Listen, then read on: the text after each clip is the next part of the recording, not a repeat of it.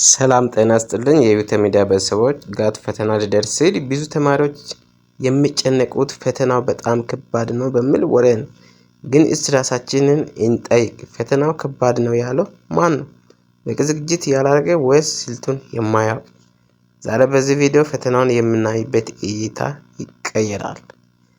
ፈተናው ከባድ የሚመስሉባቸው ምክንያቶች አሉ። ጋት ለምን ያስፈራል? ጋት ፈተና ብዙ ተማሪዎች ለምን ይፈራሉ? ብዙ ምክንያቶች። ከነዚህ ምክንያቶች ውስጥ 3 ምክንያቶች ዋና ብዙ ተማሪዎችን የሚያስፈራ ምክንያቶች አሉ። አንደኛው ምክንያት የጊዜ አጠቃቀም። ፈተናው ከጥያቄዎቹ ብዛት አንፃር የተሰጠው ሰዓት አጭር በመሆኑ ብዙ ተማሪዎች ፍርሃት ውስጥ ይገባሉ።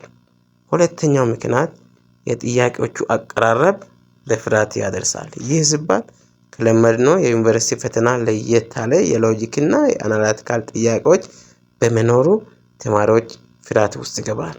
ሶስተኛው ምክንያት ወደ ማስተርስ አልገባም ይሁን የሚለውን የስነ ልቦናዊ ጫና። ግን የምነኝ እነዚህ ሁሉ እንቅፋቶች እንጂ የማይታለፍ ግንቦች አይደሉም። እውነታን እና ስልቱን አሳያችኋለሁ። ጋት ኤግዛም ላይ ያላችሁን አመለካከት ለመቀየር እና ጋት ኤግዛም በቀላሉ ለማለፍ እውነታውና ስልቱ ምን ይሁን የሚለውን እሱን አብረን እናያለን።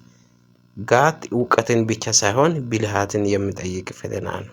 ከባድ ነው የሚለውን ሀሳብ ለመቀየር እነዚህን 3 ነገሮችን ማድረግ ብቻ። ሎጂክን ተለማመድ። ሎጂክ ጥያቄዎችን መለማመድ ያስፈልጋችኋል። አብዛኛው የጋት ፈተና በቨርባል እና በአናላቲካል ሪዝኒንግ ላይ የተመሰረተ ነው። ጥያቄዎቹን ከመስራት ይልቅ አወቃቀራቸውን መረዳት ይቀድማል።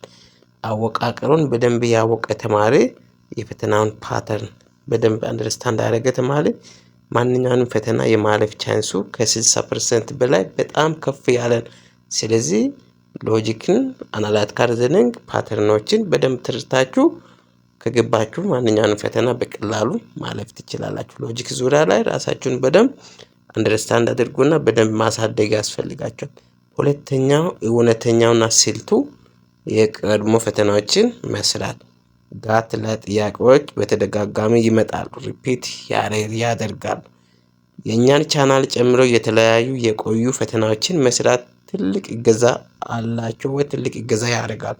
ስለዚህ እነዚህ አይነት ቻናሎችን በመመልከት በማየት ብዙ ነገሮችን ሪፒትድ የሚሆኑ ጥያቄዎችን በቀላሉ ማወቅና መስራት ትችላላችሁ።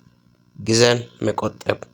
አንድ ጥያቄ ላይ ከ1 ደቂቃ በላይ አትቆዩ። ካልገባችሁ አልፋችሁ ቀጣውን ስሩና ከዛ ተመልሳችሁ መምጣት ትችላላችሁ። ስለዚህ እነዚህን ስልታዊ ስትራቴጂ ቢሰሩ ጋት ኤግዛም ላይ በቀላሉ ማለፍ ትችላላችሁ። ሁሌ ማንኛውንም ፈተና ላይ ዋናው ፈተናውን ገብቶ መፈተን ብቻ ሳይሆን ስትራቴጂክ ኦር ስማርት ዘዴ ያስፈልጋል። ስማርት እና ስትራቴጂክ ሆነ ዘዴ የማይጠቀም ተማሪ ፈተና ላይ ወደ ኋላ መቅረቱና ፈተና ላይ መውደቁ የማይቀር ነገር ነው። ግን እነዚህ አይነት ስልታዊ ስትራቴጂ በጣም ብልጥ በሆነ መንገድ የሚጠቀም ተማሪ ጋት ፈተናም ይሁን ማንኛውንም ፈተና በቀላሉ ማለፍ ይችላል። በአጠቃላይ ጋት የሚለካው የእናንተን ብልህነት እንጂ አስቸጋሪነቱ አይደለም። በራስ መተማመን ይኖራችሁ። ከባድ ነው የሚል ወሬዎችን ወደ ጎን ትታችሁ በዛሬው ዝግጅት ጀምር።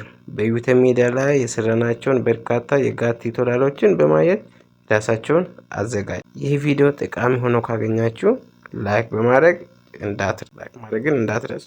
ለጓደኞቻችሁም አጋሩ። ለፈተናው ዝግጅት እንዲረዳችሁ ምን አይነት ጥያቄ እንዲሰራላችሁ ትፈልጋላችሁ? ኮሜንት ላይ ጻፉልኝ። መልካም የፈተና ጊዜ ይሁንላችሁ።